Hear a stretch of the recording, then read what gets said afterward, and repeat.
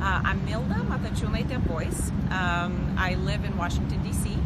I'm from Vilnius, Lithuania, and my memories from the Baltic Way are very vivid. I was 9 years old, about to turn 10, and I really remember this as emotional time.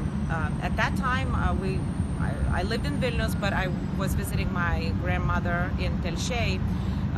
We didn't want to leave our grandmother. It was an anniversary of my grandfather's passing, so we ended up visiting, but not participating directly in the human chain of the Baltic Way. And we were trying to come back.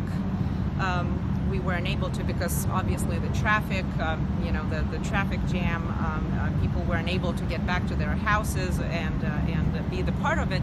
However, my parents and some neighbors around us formed and initiated a chain to stand for the initiative on their own.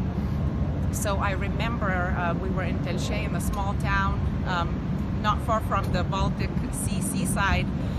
And I just remember this emotional moment, standing together, in a somewhat of a moment of silence and thinking.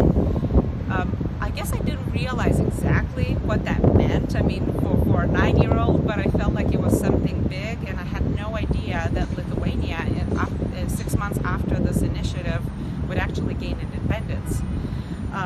But what was mostly fascinating to me, I guess from the perspective in this day and age, that the message was spread to in Lithuania and in Latvia and Estonia, and people were able to sync up and organize this with these old radio devices, and were able to gather at the same time, the same minute, and hold their hands.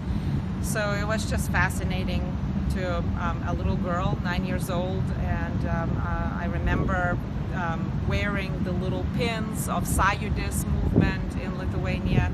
I knew it meant a lot. My mom and dad were speaking about it kind of secretly, and I didn't really understand why, but people were really encouraged and kind of on the same page, united.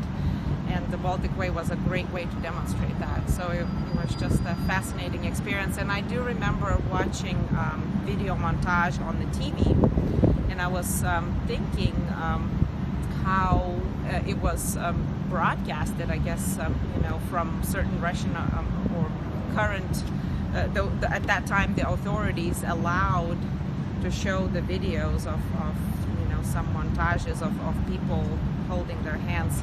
So I watched it from a distance, but it meant a lot.